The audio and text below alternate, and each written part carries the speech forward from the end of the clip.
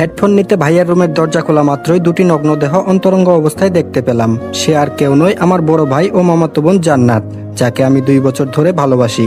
জান্নাতও আমাকে ভালোবাসে, কিন্তু কখনো এই অবস্থায় দেখবো স্বপ্নেও ভাবিনি। আমাকে দেখে এতক্ষণে ভাইয়া ও জান্নাত কাপড় পরা শুরু করে দিয়েছে। লজ্জায় কেউ কোনো কথা বলছে না, হয়তো আমি এখানে আসবো আশা করিনি।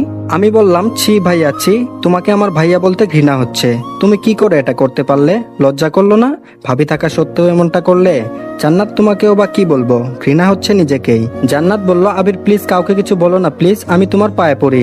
আমি বললাম, ছি, তোমার নোংরা মুখে আমার নাম কখনো উচ্চারণ করবে না। কাঁদতে কাঁদতে চলে এলাম আমার রুমে, নিজের চোখকে যেন বিশ্বাস করতে পারছি না। জান্নাত কেন এমন করলো? আমি ওর সাথে শারীরিক সম্পর্ক করতে চাইলাম না বলে আমার ভাইয়ের সাথে এমনটা করবে? সারা রাত কেঁদেই কাটিয়ে দিলাম। বাসার কাউকেই বা এই কথা বলবো কি করে? ভাবির সংসারটা ভেঙে যাবে। ভাবি তো এখন বাপের বাড়িতে। সব ভেবে ডিসিশন নিলাম বাসা থেকে দূরে কোথাও চলে যাব। তাই জমানো মাটির ব্যাংকটা ভাঙলাম। 1336 টাকা ছিল ব্যাগে। কিছু কাপড় ও জমানো টাকা নিয়ে বাহিরে বের হতেই আম্মু বলল, আবির সকালবেলা কোথায় যাচ্ছিস বাবা? আমি বললাম, মা আমি দূরে কোথাও চলে যাচ্ছি, হয়তো আর ফিরবো না। জান্নাত বলল, কই যাবে তুমি আমাকে ছেড়ে? বিয়ে করার ভয়ে পালাচ্ছ? আমি বললাম, তোর মতো নোংরা মেয়েকে বিয়ে করবো আমি? কি করে ভাবলি তুই? জান্নাত বলল, আমার সাথে রাত কাটানোর আগে মনে ছিল না? কথাটা শুনেই আম্মু আমার গালে সজোরে একটা থাপ্পড় লাগিয়ে দিল। তোকে আমার ছেলে ভাবতেই ঘৃণা হচ্ছে। এদিকে ভাই এসে আমাকে ইচ্ছামতো লাঠি দিয়ে পিটাচ্ছে। ব্যথায় আমি চিৎকার করতে লাগলাম। এ সময় ভাবি ওদের বাসা থেকে চলে আসছে। আমায় এমন মারতে দেখে এগিয়ে আসলো ভাইয়াকে আটকাতে। চোখ দিয়ে অঝরে বর্ষা নামছে। নিজের ভাই আর তার অপরাধ ঢাকতে আমাকে এভাবে মারছে। আমাকে নিয়ে গিয়ে একটা রুমে আটকে রাখা হলো। নিজের গর্ভধারিণী মাও আমাকে চিনতে পারলো না। 1 বছর আগে ভাইয়া অ্যাক্সিডেন্ট করে যখন মৃত্যুর সাথে পাঞ্জা লড়ছিল, তখন তো আমি আমার 2 ব্যাগ রক্ত দিয়ে বাঁচিয়েছিলাম। সে কি করে পারলো আমার শরীর থেকে রক্ত ঝরাতে? এসব ভেবে দু চোখ যেন অশ্রু বাধা মানছে না। জান্নাতের সাথে আমার প্রেম আছে বাসার সবাই জানে।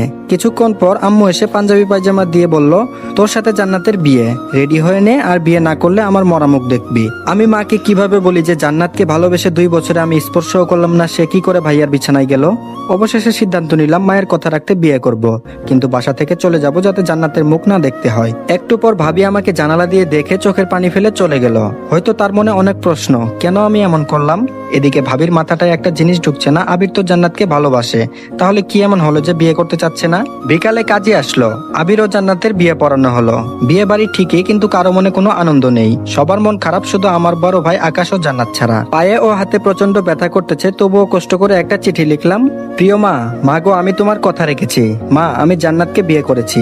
জানিস মা, তোর যে মরামুখ আমার সহ্য হবে না। জানিস মা, আমি তোকে অনেক ভালোবাসি। আমার বাবা অনেক আগেই পরপারে চলে গেছে। জানি না সে থাকলে হয়তো আরো অনেক মারতো, কিন্তু তুমি তো আমাকে মারোনি মা। আমি জানি মা, তুমি আমাকে অনেক ভালোবাসো, অনেক কষ্ট পাইছো জানি, কিন্তু আমি কষ্ট দিতে চাইনি। হয়তো একদিন আজকের থেকে অনেক বেশি কষ্ট পাবে, যেদিন আমার চলে যাওয়ার কারণটা জানবে। একটা জিনিস ভেবে খুব কষ্ট পাইছি মা, তুমি আমাকেও বুঝলে না। আমি অনেক দূরে চলে গেলাম।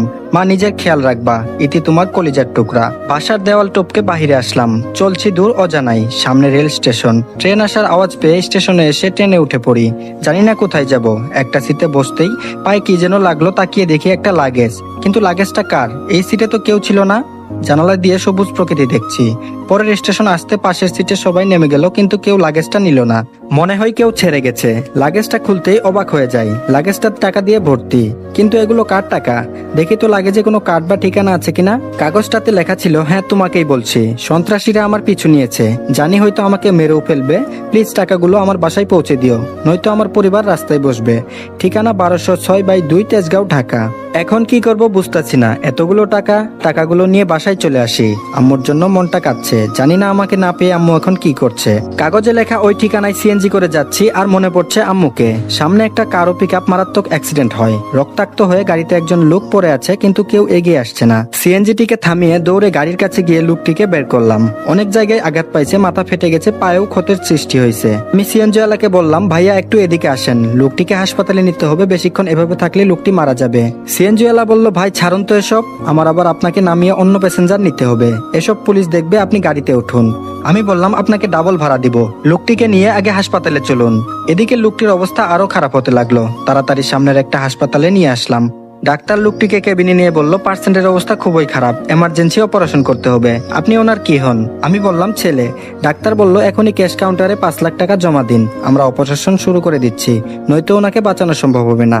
আমি বললাম, ওকে ডাক্তার, আমি টাকা জমা দিচ্ছি, আপনি অপারেশন শুরু করে দেন। কি করব ভাবছি, আমার কাছে তো আরো 500 টাকাও নাই। এই টাকাগুলো তো আমার না, সবার আগে জীবন বাঁচানো ফরজ, তাই আর কিছু না ভেবে টাকা জমা দিলাম। লোকটিকে অপারেশন থিয়েটারে নিয়ে গেলেন। একটু পর নার্স এসে একটা ফোন হাতে ধরিয়ে দিল। নার্স বলল, এই ফোনটা পেশেন্টের কাছে ছিল, জরুরি 2 ব্যাগ ও নেগেটিভ রক্তের ব্যবস্থা করুন। আমি বললাম, আমি রক্ত দিব, আমার রক্তের গ্রুপ ও নেগেটিভ। নার্স বলল, আপনি তো 1 ব্যাগ দিতে পারবেন, আর 1 ব্যাগ? আমি বললাম, ডাক্তার আমার শরীর থেকে 2 ব্যাগ নিন, তাছাড়া আমি এখন রক্ত কই পাবো, আমার শরীর থেকে নিন প্লিজ। ডাক্তার বলল, না না, তা কি করে হয়। আমি অনেক রিকোয়েস্ট করার পর নিল। কিছুক্ষণ পর রিংটোন বেজে উঠলো। লোকটির ফোনে ফোন দিয়েছে, রিসিভ করে সালাম দিলাম। ওপাশ থেকে একটা মেয়ে বলল, কে আপনি? আমার আব্বুর ফোন আপনার কাছে কেন? আমি বললাম, আপনার বাবা অ্যাক্সিডেন্ট করেছেন, হাসপাতালে চলে আসেন। কিছুক্ষণ পর মেয়েটি ও তার মা চলে আসলো। মেয়েটি দেখতে অপসরের মতো। মেয়েটি বলল, আপনি ফোন রিসিভ করেছিলেন তাই না? আমি বললাম, হ্যাঁ। মেয়েটির মা বলল, ওনাকে এই হসপিটালে কে এনেছে? আমি বললাম, আমি।